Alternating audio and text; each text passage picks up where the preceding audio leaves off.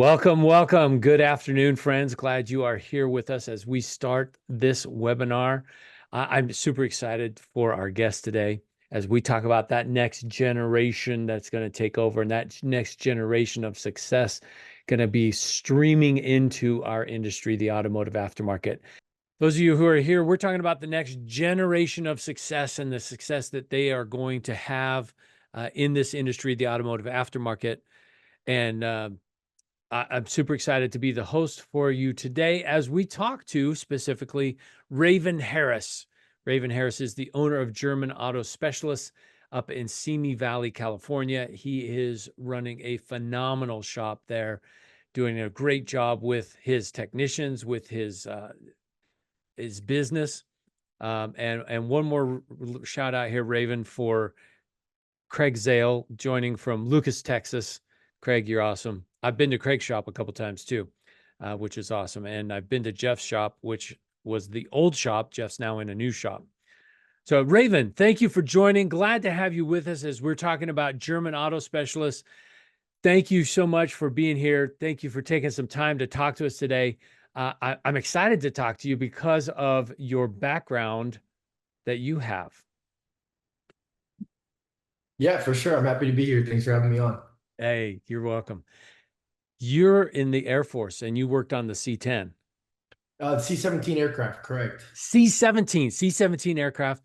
My father was also in the Air Force and he worked on the control panel for airplanes. Trying to remember which one, the big bomber airplane back in the Vietnam era. Huh? That would have been a little after the B-52, maybe. That sounds right. That sounds right. Yeah, I have to find out from my dad. I'll get back to you and let you know. Because Yeah, you were on the C-17. And what is the C-17? What did you do? it's like the workhorse cargo jet of the Air Force. So basically, they just send missions, drop packages all over the world, and we maintain those. So this was the big Mama Jamba, like the Yeah, size of a football Uh, field it's airplane. it's one smaller than the largest one we have, which is the C5, right? So you could actually fit C-17 inside of the C5, but the C-17 Shut up. is the most capable because it's just large enough that it can actually take big missions, but it's just small enough that it's still maneuverable and you can get it around and land on shorter runways. Nice. That's very cool. When I was in Las Vegas, I had an office very near Nellis Air Force Base. And I would tell you, I would swear to you, there was a C-17 or a big, massive cargo type plane that went over the top of our office. You couldn't hear yourself think. It was so loud. Right, right. Yeah. No, those things get crazy. Yeah. And even the stealth bomber that came over, not the stealth fighter, but the stealth bomber came over our office. Once it was past us, the noise came. Yeah. Phenomenal situation to have happen. Just crazy. So what did you do on the C-10s? Or are you a mechanic? Yes, actually, I was a mechanic in the Air Force, but the official title is crew chief. So basically, I'm like a general doctor of the aircraft. So I'll find the problem and I'll call someone else out to fix it. So kind of similar to what I'm doing now. Oh, I love it. I love it. Yeah. I've got a story from my grandfather. He worked in the commercial airlines. He was also a technician. Okay. Tell me a story about a situation where you got called in to fix something. They had spent a day or two trying to fix it, and here you jump in with your team and have it fixed in a very short amount of time. You got any examples like that? Yeah, just a few times. Usually it's going to be engine related problems. So we come across some engine problems when the first team of crew chiefs couldn't come out. Then they'd send in the second team just so the team is a little bit more specialized. And we'd work with the Jets crew to go ahead and get that knocked out. And Jets crew, they're definitely specialized in just engines. So they had called over my team pretty late in the night. We were working night shift. And they're probably about 12 hours into the job, and they seem to be stuck on this portion of the aircraft where with the jet, the engine is supposed to have these thrust reversers, where the thrust reversers are going to help stop and break the engine. So basically, what it does is it takes the airflow, right, and pushes it out towards the back of the engine. But when you're using the thrust reverser, it's going to take that airflow and blow it back towards the front of the plane, and that way it actually helps slow down the aircraft. And so the thrust reversers were broken, and they were doing 12 hours, and they were ready to go home. So we came in second shift and went ahead and knocked it out. Nice, nice. My grandfather that worked in as a technician on large commercial aircrafts always, as a technician, said people want to underestimate us. They want to say, "Oh, you work with your hands. Oh, you're a wrench. Oh, you just turn wrenches. You're not very smart." Well, this is the smartest thing that I have ever heard of. They called him on Christmas Day. Jim, we're having a problem. I'm named after Grandpa and Dad and me, and then my son. Jim, we're having a problem. Can't get this fixed. We've been working on it for a day and a half. But we know you can get it fixed. We just can't get fuel from the tank into the engine. And he says, it's Christmas Day. I'm here with my family having a great time. Thank you. I'll be there in a day or two, right? I mean, after Christmas. They said, no, no, no. We've got people here. They're in San Francisco. They're in the airport. They need to get home. It's their Christmas as well. He says, all right, well, I'll tell you what, if you guarantee me triple pay, guaranteed, no matter how long it takes me to fix the job or not. I want a Sure. full guaranteed, full 8 hours. They said yes. He went in, fixed it within 30 minutes, 45 minutes. On his way out, the manager's like, no way, no, no, I'm not going to pay you triple pay for 8 hours. You were here for 30 minutes. Yeah. And somebody from the C-suite was coming along and said, you're going to pay him. Thank you very much, Jim. Have Merry Christmas. Goodbye. Go home. And the plane was able to take off. The families got home. Right. Technicians, large respect for technicians and the ability to make things run and make things work. It's a very specialized skill set. And you thank you for your service. Thank you for what you've done for the Air Force. And thank you for keeping us safe and at home. Yeah. Appreciate that. No, it's funny. That story reminds me of this lesson my first coach at the Institute would always tell me is like, you have to understand price versus value, right? And he'd always give me a similar story about like he was a lawyer and there was a train that had, I think it was like this carrying potatoes or something like that. And the train got stuck and it wasn't able to cross over some certain border. And they were calling all these lawyers trying to figure out how we can get this train to cross this border. And they called in, what was it? They called in the instructor, my lawyer, or my instructor, the lawyer, and they asked him, um, how can we get this situation resolved? And he's like, all right, well, you're gonna have to pay me a certain amount. And so he charged them like I think 3 times his normal rate, but he was the only one who could get it done. And so he got it done probably in like just a few hours from a couple phone calls, but he's the only one who had that ability. So there's price and then there's the value. And so the value definitely outweighed the price at that moment. So Oh, that's a beautiful situation now. And I've heard that story may have translated into your business as well. When you started with the Institute, you had an oil change and now it's an oil service. What can you tell me about oh that? yeah, yeah, it's a great segue actually. So I was looking for opportunities to be able to increase my ARO, and so my average ticket price needed to go up, and so I figured if I'm going to raise the average, I need to raise the lowest ticket item that I have in the shop, and so instead of doing an oil change, I swapped over to what we like to call an oil service, where we'll do an oil change, but we've added a few bells and whistles to help the customer just get more longevity out of the oil change. So we'll go ahead and we'll add in some. Uh, we add in this almost like a degreaser that goes inside of the engine, and we run it for 15 minutes. And then it pulls all the oil, all the gunk out. And then after we flush the oil, then we put new oil in, and then we run it, and then we'll usually add an additive on top of that. So instead of just the basic oil change, now we tell them we don't do oil changes, we do oil services, right? So it's a full service. You're going to get more mileage out of this oil change, and we were able to double the price from 150 per oil change to 300. 300? Yep. So that's about our lowest job you can get in the shop, 300, 350, depending on how many quarts of oil. Dude, congratulations. That's awesome. I know it's cool. That is super cool. Oh, and a shout out to your coach with the Institute. Shout out to Kevin for helping us to understand the difference between value and cost. You're Yep. providing a tremendous amount of value. Oh, I love that. Okay, so let's go back into the beginning. You're in the Air Force, you get out of the Air Force, you're getting ready, you want to get into the automotive industry. What motivated you that direction to get into the automotive? Why not stay in commercial flight mechanic? Sure.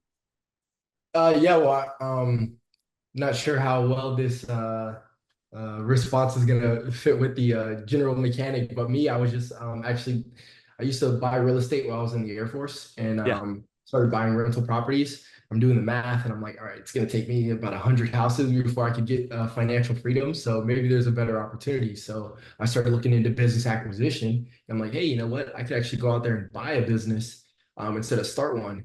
And so I had this kind of idea in my head, and I just started studying up on the process. How can I buy a business? What type of companies are out there? What's a good business to buy? What are good prices? And after I started teaching myself some evaluation, I just told myself, you know what, I could do it. So I moved back home to California, where I'm from.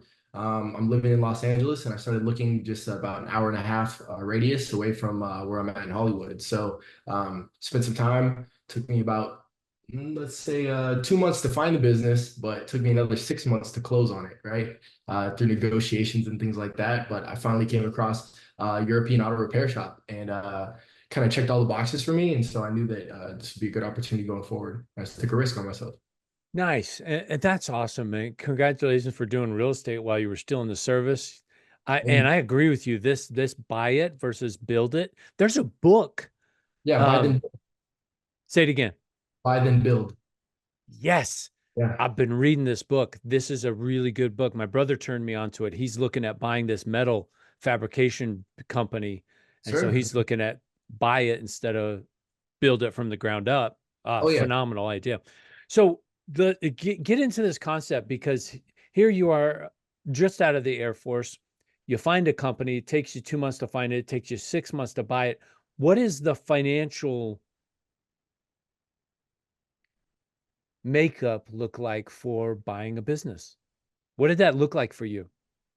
Well, I knew that I wanted to find a business doing between 500,000 and $1 million in EBITDA.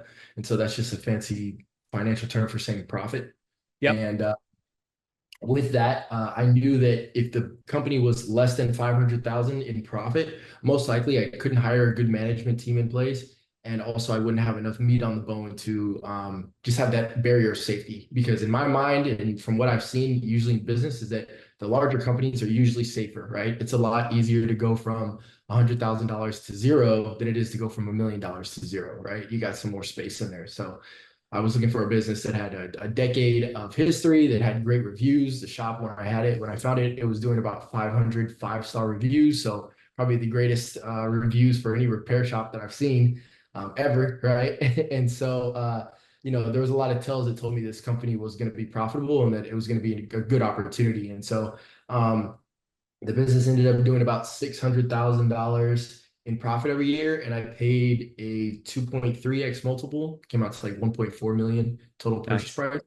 Okay. And so, yeah, and I can get into more about like how I broke that down through some creative financing and some different structures, but it's up to you guys. Well, yeah, because here you are looking at a company, at a business, and it's a profitable business, and clearly somebody wants to get out, somebody wants to get in, and I'm glad that you were able to get in there, and you know and you understand the financial model of what you're looking at, so that you're able to get into it. What does it take to get a loan for $1.4 million?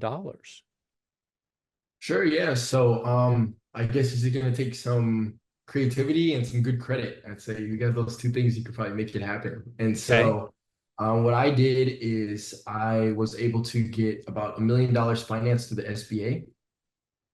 And so the SBA said, okay, we'll give you $1 million in this business, but the seller said, I want 1.4. I said, okay, that still fits within my evaluation criteria because I knew that without getting too technical, basically, if you pay anything over a 3.5x multiple okay, with a down payment, right? And so what a multiple is you're going to multiply that EBITDA or that profit by a certain number. And so anything over 3.5, what happens is your debt to income ratio becomes too high. And so banks won't loan on those types of businesses. So I knew I needed to buy a business and well below 3, because even 3 was too high for my threshold. It was like almost like 50-50. Like if I make 100,000, 50 goes back towards debt and 50 goes to me, And I just thought that that's not enough breathing room. So I needed to get it way below 3. And Okay. once he said 1.4, I knew that that was doable. But another thing is the business was making a lot of cash, right? And so because it was making a lot of cash on the taxes, those taxes weren't necessarily reporting all of that cash. And so what I needed to do was I needed to prove, right, that the cash was there. And so I kind of just did that through some investigative journalism, right? Just kind of looking at how busy was the shop, what's the car count, what's the average ticket price, and I was able to work backwards from there and say, okay, so this business has definitely done this revenue and their profit margins are definitely this number, so I can say that they have made that cash even though they didn't report it on their taxes. But the bank said, hey, we'll only go ahead and loan you on what we can see on the taxes, and that was about a 3x on 300,000. So for the other 300,000, there, which was basically that extra 400,000 of that loan, Yes. right? Loan from the Yes. bank, 400,000 back to the seller. So what I told him what we'll do is I said, listen, what we can do is I can set you up with a seller note and I'll pay you that 400,000 over the next 5 years. And so we broke it down to where in the first year I pay about 40% of the note, and then over the last 4 years I pay about 15 to 20%. And Yeah. so with that, I was also able to get my down payment from the bank because they said, hey, you need to come in at 10% for the SBA. Oh, but now that the seller's holding about 30% of the total purchase price as a note, we'll actually lower from 10% to 5. So I was able to buy the business for about I think 70,000 out of my own pocket. Yeah. I was going to say you're about 70. Yeah. Oh Yeah. my gosh, that's phenomenal. Congratulations. So when did this all happen? I mean, is this like yesterday? Is it last year, 2 years ago, 3 years ago? How far in are you? Sure, yeah. So I guess technically now I'm just over a year and a half, or right at the year and a half mark. Yeah, Yeah. baby. Last February I got started. So first year was kind of like taking all my lessons, taking them to the chin, and there was a lot to learn, figuring it out. Um, I remember I went to this what was it? I went to this event for the Parts Authority where they send everyone to Cancun, right? And so it's like a networking event for all the mechanic shops, and if you sell a certain amount of parts, they'll send you. So I went Yeah. over there and I'm talking to some other guys who own shops, and they're telling me like, yeah, you know what? I've got like 7 shops. I'm like, how'd you do that? And they're like, oh, you know what? I got a coach. I was like, really? I was like, wait a minute. And I had like a light bulb moment. I was like, why am I not doing that? I should just go get information from people who already have it, right? So Right. I've literally They've been been there, home. they've done it, they've got the t-shirt and the scars and the Yeah, hat. They can show you the exactly. direction. Carry They on. showed me the Okay, keep direction. going. Yeah.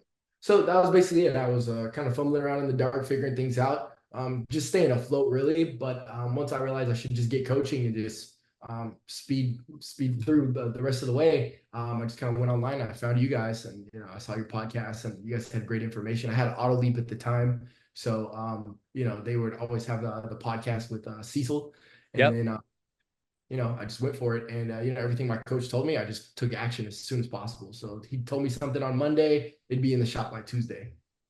Yeah. Dude. Mm-hmm. Dude, you're a model student, bro. That's freaking awesome. I was gonna pontificate on Michael Jordan and Phil Jackson and every professional athlete even has a coach, right? But you're the ideal student. So you get with the institute, you get with Kevin. Kevin's your coach. What have you seen? What's the results that you have seen that has happened for you in your shop? Sure, yeah. So definitely there's been much more order to the process than there was before. We've been able to increase our ARO from $750 per ticket to about $1250 per ticket. And some months I get closer to the 13, but the goal is to get to 15. So I'm pushing it. And what else are some of the things? I think that finding a good team as well and what that team looks like made everything night and day difference. So between those few factors, I'm pretty much set up at this point. So So what does your team look like right now? Who is on your team? What does that look like? Yeah, so I've got one lead technician and then three mechanics and one like intern type mechanic, right? So I'd say is Is it it an apprentice or is it what's like an an intern? intern? Yeah, exactly. So just really some high schooler came by and said he wanted to learn how to do oil changes and inspections, and we said, we got a job for you. Shut So up. yeah. So it was a good opportunity for both of us because getting those inspections knocked out allows my guys to just kind of focus on changing parts and the money making opportunities.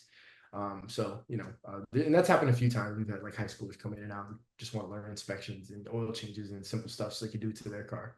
So it's been working out. And then I have two service advisors in the front, and then me and I have an assistant. And you have an assistant. Okay. Yep. So your understanding of your financial model, I would say that's pretty well dialed in. What advice would you give others that are looking at their finances? How can they understand it better? What advice would you give them? Sure, yeah. So I guess if it comes down to auto repair shop advice or just finances, which one? Which one would you say? Do the finances first, and then we'll go to the other one. Okay. I think it's definitely important to what I did is actually I got a fractional CFO, right? And so instead of a bookkeeper, I found a chief financial officer, and he works on like a $1 billion company, and then my small one because he does it part time. He's like retired, so he's just kind of doing me a favor. But you can find people like that all over. They're called fractional CFOs. So it's like having a CFO for your company, but he only works part time. But that's really all you need because auto repair shops are pretty simple. You're doing the same things every week, not too many moving parts. And so once you get set up, then they could kind of look over your numbers. And what I do is I meet with my CFO every Tuesday, and we go through my profit and loss statement and my balance sheet, and we kind of see what's going on in the business. And because I'm able to see it every week, I'm able to keep track of what's going on. And so that's on the kind of the financial side, but on the shop number side, I'll look at the close ratio, the ARO, and the AWRO. And so the reason I look at those numbers the most is because if I see that the AWRO, right, which is the total ticket price that we give to the customer, that tells me how well are we doing inspections, Okay, right? define that out too, so people understand ARO and ARWO. Yeah. So if you have the it was an AWRO, right? Then Actual. uh, I'm not even sure about the full term. I just know what it means. Okay, ARO is your average repair order. Yeah, the ARO is average repair order. AWRO, I'm not sure. I just know it's the total ticket price. Average Average written repair order. repair order. Yeah. So the average written repair order is just going to say, what did my guys find on the inspection, right? And Yes. how much did they present to the customer, right? Yes. And for my service advisors to sell, right? Yes. And so I know that my um, service advisors have a 50 to 60% close ratio, right? So what that tells Dude, me that's good. is that with a 50 to 60% close, the more I can present the customer, the more money I can make, right? So I keep that AWRO high, right? I try to get my guys to go for $3,000 worth of work because they'll close on 50%, right? Which is $1,500. And that would put me at the ARO, the average ticket price of 1,500, right? Nice. Nice. I love it. That's how I look back at this. So I look at those numbers. Oh, I love it. I love it. Now, also, we're talking about things that are necessary or needed on the vehicle, or it's a future item. This isn't selling work just to sell work. This isn't painting shocks on a Ferrari. This is proper. Your shocks are seeping, weeping. Here's a picture, DVI. DVI shows it. So there's a question coming in from Chris. His question about your intern. How do you know if the intern can spot an issue, recommend it, escalate it, and move it up to the more experienced techs? How does your intern know the problems or issues if he's not a trained mechanic or trained technician? Yeah, so well, they're always going to get a lot of training before we just let them start looking at cars because definitely my Yeah. AWR would go to zero pretty quick if we just took whatever they found right at the beginning.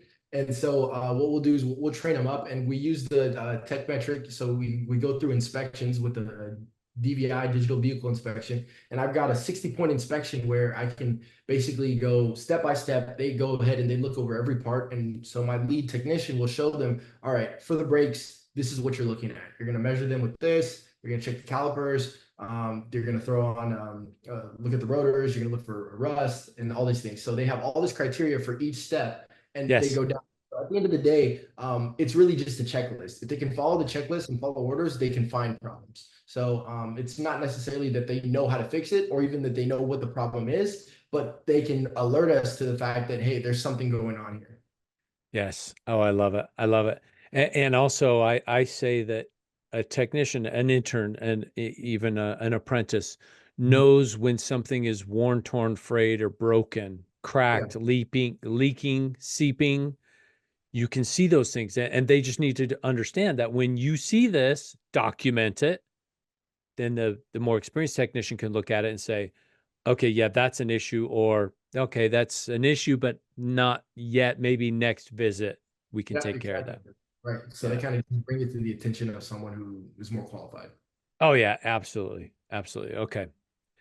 All right. So let's go now for the young entrepreneur looking to buy a shop, purchase a shop, look at a shop.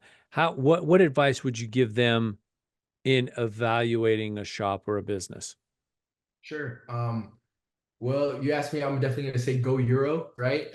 European is going to be one of the best. And the reason why is that there's a specific um, benefit to this model, right? If you have European, and that's that the margins are higher, right? So you're going to Yeah. have higher quality customer, usually with more expendable funds and more willing to do higher ticket repairs on their car, right?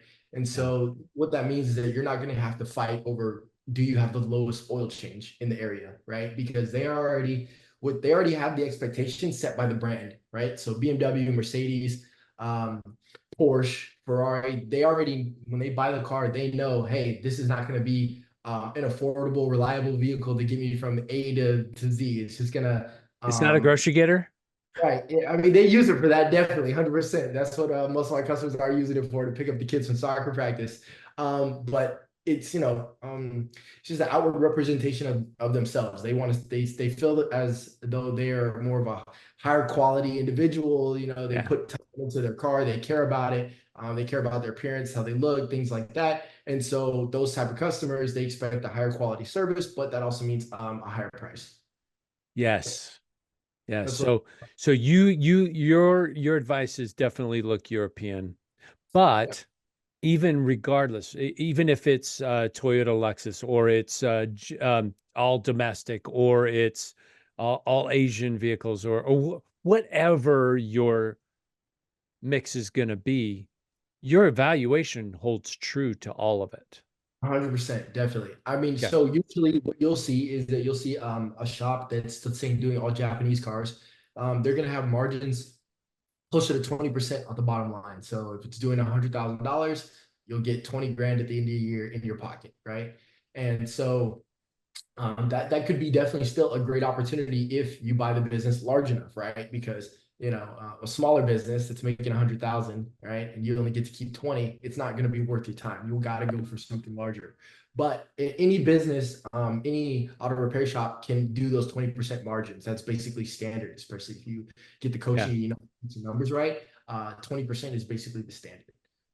Well, and here's something interesting, Raven. As I go around the country, most shops that I go and visit, okay, this isn't that broad of a brush. A lot of shops that I go to, not all of them, a lot of them are in the 3 to 4% net profit. Right. They're alive, they're breathing, they're one hiccup away, one problem away, one lawsuit away from closing the doors. Because at 3 and 4% net, that's pretty tough. Yeah. Those shops that are in coaching that I've been to across the country, okay, there's been one shop I've gone to that did not have coaching at the time, but he did come from coaching. He was able to implement everything and kept it going. And that's the hard thing, right? To be consistent and can keep it going. He kept it going.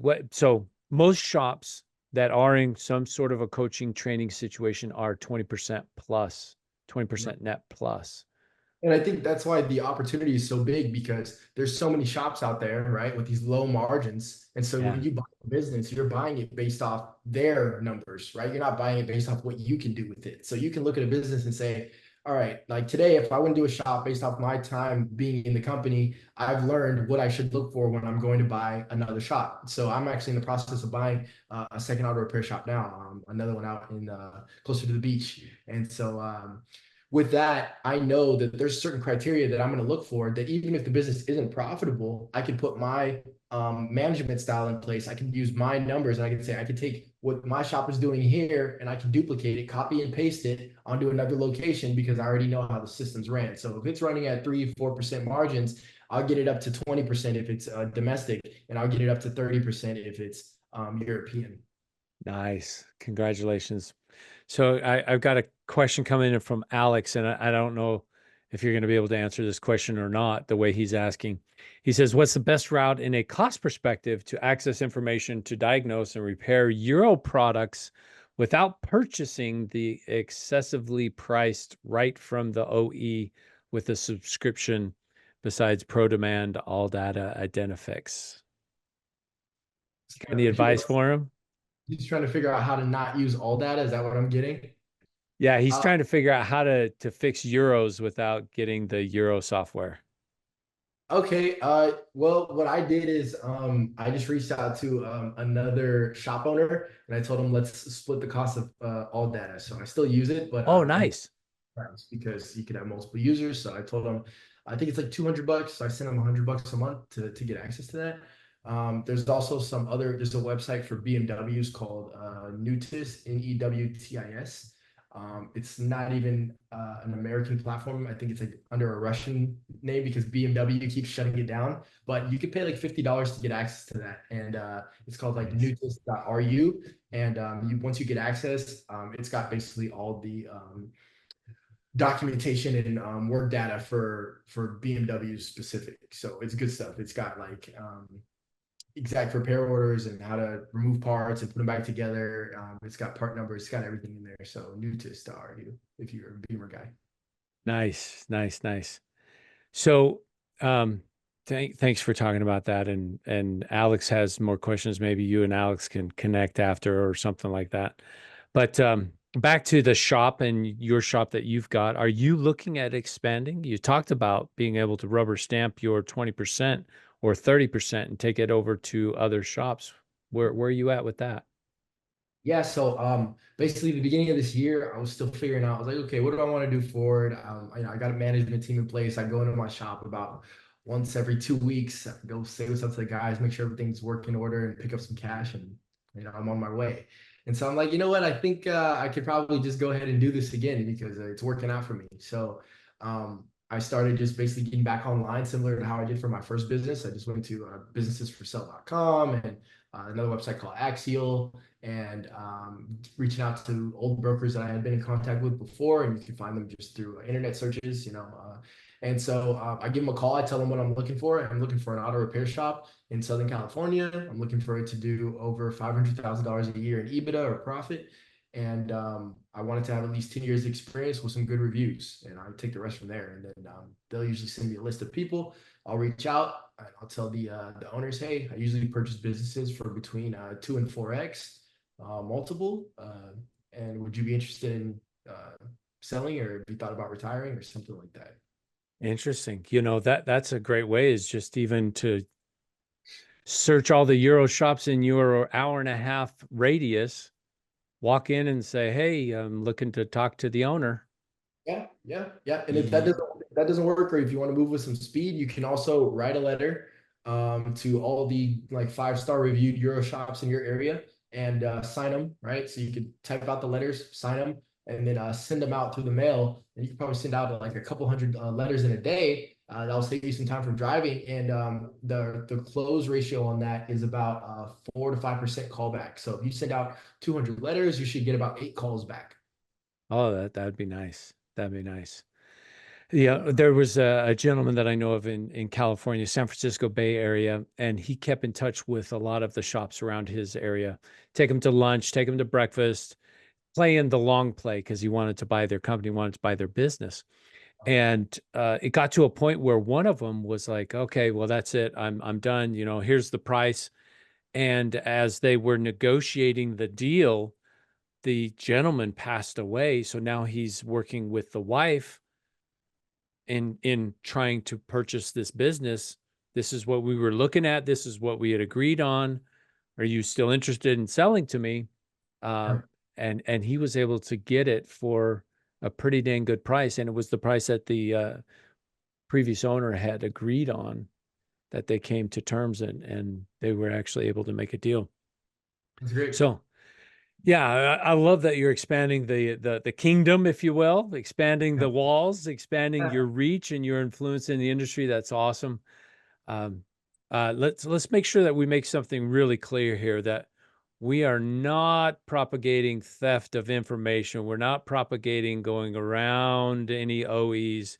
If you're in the Euro business, in the Euro industry, you definitely want to have that proper information, the proper tools. It takes those proper tools.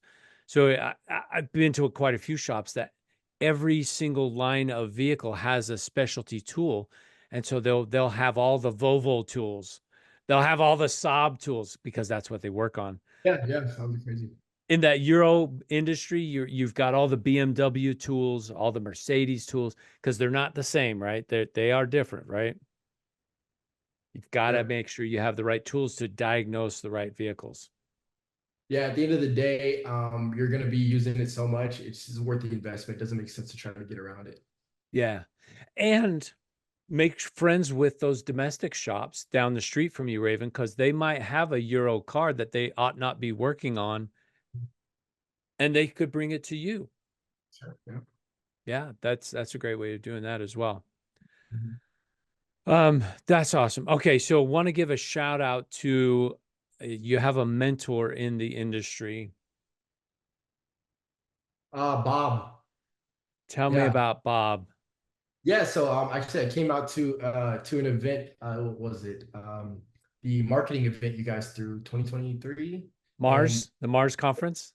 yep. So I was there, and we were going over some of the social media portions. And while they were doing that, I was out in the lobby talking to the owner of Wikidfile, which is Bob. And he was telling me about his software. So Wikidfile basically allows you to track your invoices for parts, your returns, your credits, and it puts it all under one platform. So you can actually see what's going on. Okay, did you get the credit for this part? Was this part returned? What happened? You ordered this part but didn't make it onto the RO. Was a part stolen by an employee? Did it disappear? What happened? Right. And so this kind of, you know, handles everything from beginning to end when it comes down to parts. And so I was just asking him a ton of questions trying to figure it out. And as we talked more, he was just giving me more information, just generally about opening up shops and how to manage it. He's got about 10 shops himself. And so he's the one who kind of gave me the idea to just keep going with getting more shops, because one of the issues that I had come across is, hey, it's hard to find mechanics. I don't know if I want to double down on buying more shops if I run into some issues. So he let me know that he was doing something similar to what I was doing, which is just reaching out through headhunters, and they'll go out and they'll find them for you. You know, you have to pay a little bit of a premium to be able to hire these people to find good employees. But from what I've been able to see, it's definitely been worth it. And so I'm not really spending any time to go out and do it, but I just pay them the money, and they're usually bringing in really A players. And so of the two or three people they brought in, they've been really good in my shop, star players immediately. So definitely been worth it. And if they're able to do it for one shop, they can definitely do it for more. And so, you know, those few tips that Bob had given me were really helpful. And I ended up getting his number, and I still talk to him to this day. And, you know, we just kind of chat business. And whenever I need some help on Wikidfile or whatever, he'll pick up and tell me what's going on. Oh, that's awesome. And I've heard some horror stories where shops have paid shipping on a part two, three, four times because they kept getting an invoice. So they would just pay it, pay it, pay it, pay it, pay it. And here it adds up a lot. And Wikidfile, what a phenomenal program. What a phenomenal software to help you as a shop owner make sure that you are charging for the parts, you are getting on the invoice, you are getting on the repair order. Your technicians, uh, we trust them that they're the best, but you know, occasionally Yeah. I parts mean, go the thing is, missing. We don't want that. even if even if you're doing a great job, you're Yeah. missing something for sure. There's no way you You're, could catch it. Like the things that Wicked File catches are like so minuscule that you would have to have a full-time parts person. They would yeah. have to basically compare documents side by side, every single document, the statements, credits, everything would have to be like you'd have to line it all up.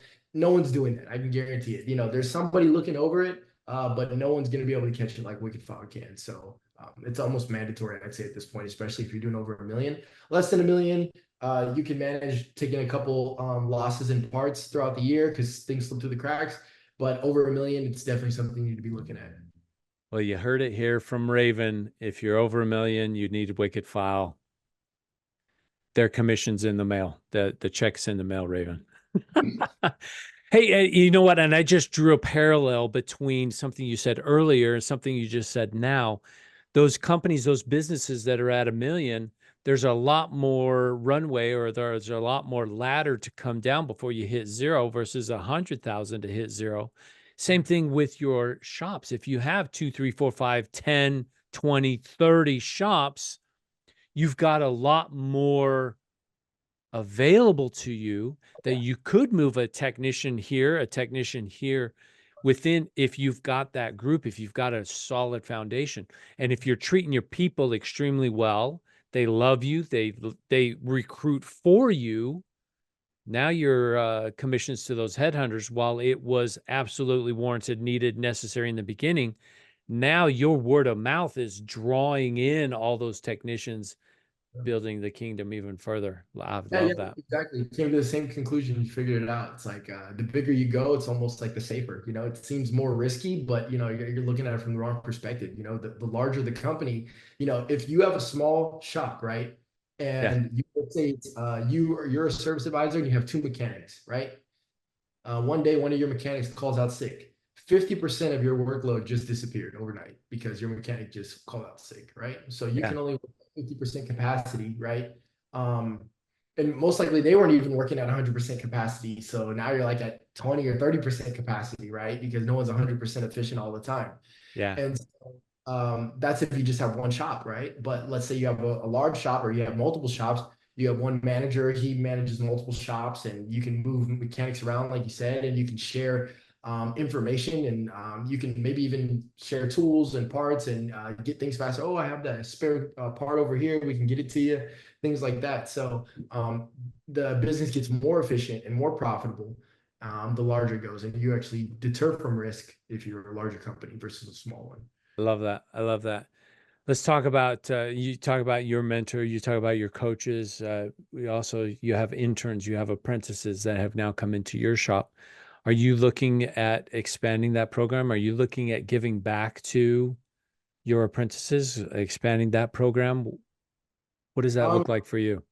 Currently, I mean, it's definitely something I've been thinking about, trying to get a full program put together, but it's so hit and miss with finding people, especially the younger guys. They come in and then they want to go back to school or they want to change careers or something like that. So, we give them opportunities when they come by, but we haven't been doing any outreach for that so far. Nice. There are some apprentice programs that are already established. They're already approved with the federal workforce, even the state of California, to where there are grants you can apply for. 50% of their pay is paid by the federal workforce, and then you're covering the other half. There are a lot of programs out there that are already done, established. So the groundwork may be easier for you than creating it all from Yeah, scratch. yeah, I'll have to check that out. Yeah. Definitely. I know Napa has one. I know WorldPack has one. I know ASCCA has one. Are you familiar with ASCCA? No, It's the association in California, specifically in California. So I need to connect you with Rocky and David. David Kusa's up in San Francisco area. Rocky is down in Santa Ana area. But these guys, they have it's a phenomenal association for California, and it specifically looks after you as a shop owner. that's cool. Okay. Yeah, I'll definitely check that out. Send me the info. Definitely. What opportunities would you see that are available to younger generations? What opportunities are out there? Well, when it comes to shop owning or just in life. All the above. Talk about life first, and then we can talk about owning a shop. Yeah, so I chose a European auto repair as my first business acquisition, but I just think the time now for buying companies, um, the time is great. It's a perfect storm, I'd say. There's a lot of baby boomers who are looking to retire, and they usually have no succession plan. There's no successor to anyone to take their place once they're gone, and so there's going to be a huge wealth transfer of people who are either going to just going to shut their doors because they're not going to work anymore and they don't have anyone to take over, or they're going to be trying to sell. And so either way, that's an opportunity for you to get out there and take over a business that's already got decades of experience. It's already been making money, and you can go and add some technology, add some hard work, some grit, some new energy to the business. And make a good life for yourself. So the American dream is still out there if you're looking through acquisition. So I'm a big proponent of acquisition for people of all ages. But if you're young, that shouldn't stop you. I was 23 when I found the German auto specialist. 23. How old are you now, Raven? I just turned 26. Happy birthday. Mhm. That's awesome. So, what does the future look like for you, Raven? We're going to get back on a podcast a year from now, 2 years from now, 3 years from now. What is your future? What does that look like for you? Sure. So, right now I'm looking for a couple more auto repair shops. Maybe within the next year, I'll have two more would be the goal. Maybe two every year for the next 5 years. After that, I've built up a size where either I will merge with another company that has like five, or maybe I will sell to a private equity company that would basically take my 5 shops or 10 shops, and they'll do the merging for me, right, with another 10, and they'll move me up where I'll take a small equity position, maybe 30%, and then the rest I'll take as cash, and then they'll go and roll it up to the next group, and I'll get a little cut of this slice of that one as well. That could be one opportunity, but I really do like the industry, and I do like owning an auto repair shop. I think it's a great cash flowing business. So another option is I'm actually going to another event, but one of the coaches that I was working with basically told me that I can take a company public if I make a certain amount of money, and he basically gave me a book on how to do it. So if I do get to, let's say, 10 shops in the next 5 years, maybe I keep them all and I take the company public and it trades on the NASDAQ, and I'm able to just borrow against my shares and live off that income.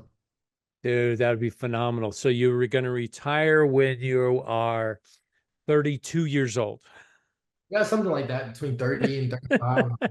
I mean, the thing is, like, knowing me, if I was to have some big payday at the end where I exit for, here's something interesting that I think people would like to know is that if you go multiple shop, it's the growth of the valuation is linear or not non-linear. So what happens is you buy a shop for, let's say 2x, 2 to 3x multiple, but you combine it with five other shops, right? And now you're not trading for 2 to 3 times profit anymore. You're trading for 5 to 6, right? And if you can get to $5 million in EBITDA per year, you can actually sell that company for 8 times, right? So from $5 million a year, you can have a $40 million exit, right? I love it. I love So it. the numbers just get astronomical after a while. And so if I was able to buy, let's say, five more shops, right? And then I combine with a friend of mine who's got 3 shops, and we put it together. We say we're all under one automotive group, right? Now we're at 5 million a year in EBITDA. Well, then we sell it up to the next guy, and we have a $40 million exit, and then I would take that 40 million and go buy 20 more shops or something. I don't know. So Yeah, yeah, I love it. I love it. And the Institute, when we merged with Michael Smith, Hertzberg and Smith, the Institute now has that program where you can take your 5 shops, combine with another. As soon as you have 30 rooftops, yeah, it's ready. It's prime. It's ready for private equity acquisition. yeah. So yeah, Raven, when you get there, we've got some guys in the Institute that are looking to get to that 10, looking for the PE and the buyout. We've got other guys that are looking to get to the 50 and the 100 and then take it to PE, which that's of course then an even bigger payout, a bigger payout day. Yeah, that's the big one. 50 to 100 is kind of like the goal, I'd say. Whew, that's a lot of shops. That's awesome. And you can do it, dude. You absolutely can do it for sure. Okay. Um, talk about Brian Bates and what he did. Yeah, we did have you heard about what Tell me Michael about it. did with Brian Bates? So Michael set up a program in the Denver area, and these shop owners, they all came together, and they got to a point where they had 40 or so rooftops, and they were ready to go. They took it to PE, and they got a lot more than the street value. Mhm. Instead of only getting 3 to 4 to 5 times EBITDA, they're up in the 8 to 9 times EBITDA. Super successful. These guys are continuing to grow. They continue to go. Now that happened a year ago, March. So it's very recent past. It's very Yeah. recent history. All right. Well, one last final question here coming in from Alex. His question is about expanding his kingdom. Would you recommend going with a lease? And Alex, I want to make sure ask this question right. I have a successful shop, but I want to expand the footprint. Would you think lease and start fresh with the same name umbrella, or buy an existing to have a foundation in the area of for some expansion? What would your advice be there, Raven? So the question is, would I Buy start the with the business, change the name, keep the business name, and just continue to expand the business? yeah, so it really just depends. How well is the What's your brand? opinion?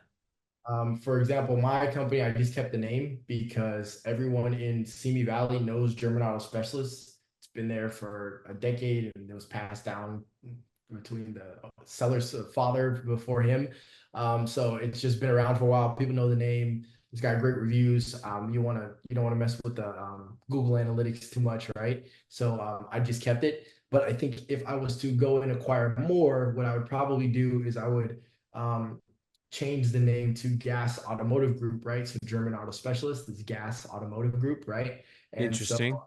I play on words, and I think that it still allows me to acquire other shops that may not be German, right? So that would be one of the things if I was to go and buy a Japanese repair shop. It doesn't make sense to call it German Auto Specialist, but if I call it, Gas Automotive, that gives me a little bit more leverage to move things around. And so I think it really just depends on the situation, how you want to attack the strategy, how you want to acquire. But name is important. If you're just going to buy one business, it's better probably just to keep the one that's already got the brand recognition. Yeah. And if they're close, it makes sense to switch it out. But I've also heard of shops that kept, and they own 3 shops in town. They're all competitors. People get upset at this shop, so now they're going over here. They get upset at them, so now they're going over here. They don't understand that it's all owned by the same guy, but never mind. It's all And that's a good. way to do it too. Yeah. Like I said, it really just depends. There's no, I mean, I've asked the same question. I was trying to figure it out. Does it make sense to have it all under one name, one brand? There's definitely a lot of benefits to it, but like, like we just discussed, there's also other strategies you can use by having different names. So, Oh and yeah.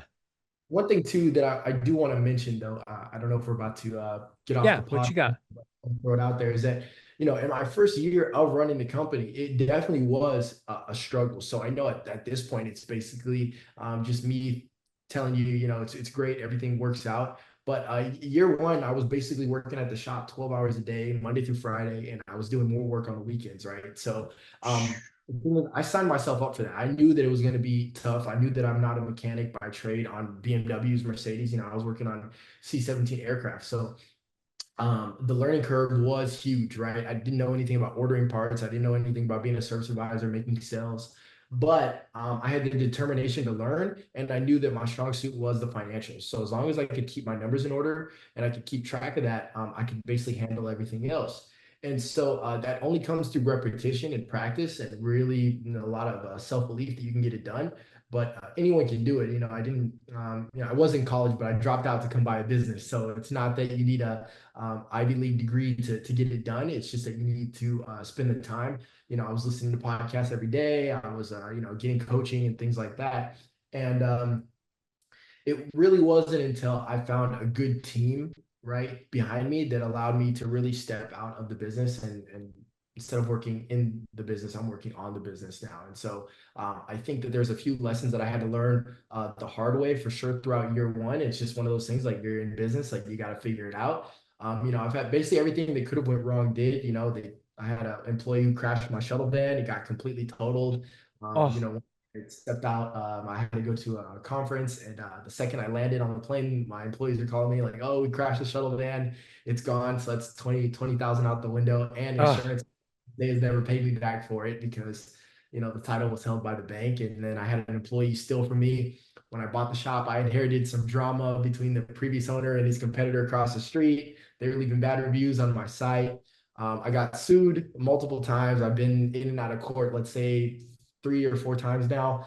Just customers who they thought that they deserved some money or um, some sort of repayment for whatever service that they may or may not have got from me. Haven't lost any in court, thankfully. So I've always been on the right side of those. But um, I've everything that could have happened year one. I've hired an alcoholic who was driving. I had no idea. Then I found out he was in AA. I had to let him go on the spot. So if there's something wrong that could have happened in a business, it happened to be all on year one. So I definitely learned every lesson along the way, and I'm sure there's thousands more. But I say all that to say that every time something like that would happen, where I'm like, I couldn't find employees, the revenue dropped in half, I just wasn't figuring it out. I just never gave up, and I saw that there was always a way forward. It's like, hey, you know what? Things are tough, but I know what I need to do, right? And so what I did is I adopted a mindset that said that problems are your friend, right? And so what happens is you see every problem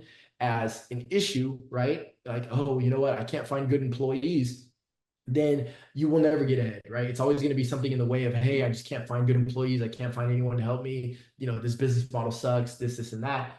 And what I ended up doing was saying, hey, you know what? This is an opportunity. If I can figure out how to find good employees, my business will beat all of the competitors, right? So I'm like, wow, what a great opportunity for me now, because I don't see it as a problem. I see it as an opportunity. So like, what a great opportunity for me to go out there and see that there's this huge issue for all shops, right? It's not just mine. And if I'm the one who can solve it, right? I'm the one guy in the game who actually has the keys. Then that puts me ahead of everyone else in the game. And on top of that, it just makes my life a whole lot easier. And the after that, the profits are infinite. So those are all things I had to like learn and figure out along the way. If you get a coach sooner, you might be able to skip some of that. And if you get a good team, right from the beginning, those are some things that you might be able to skip. But I'm glad for my lessons. I just want to throw that out there that it's not that easy, but it can be done, and it's definitely worth it. oh, dude, that's an awesome way to wrap this up. Thank you for adopting the mindset of friendship. You've made friends with your problems and your opportunities. Sure. You've adopted the mantra of keep moving forward. I totally agree with that. You can keep moving forward and keep moving through it. You're gonna get there. You're gonna make it happen. So, dude, you are awesome, Raven. Thank you very much. I look forward to many, many years of success, of your success, and opportunities for us to get together again and talk about the next opportunities that have become your friends. Yeah, yeah, for sure. Love to do it. Thank you very much. With that, we're out of here. My name is Jimmy Lee. I'm with the Institute. My good friend Raven Harris, German auto specialist, soon to be known as Gas Automotive. Thanks, guys. Thank you.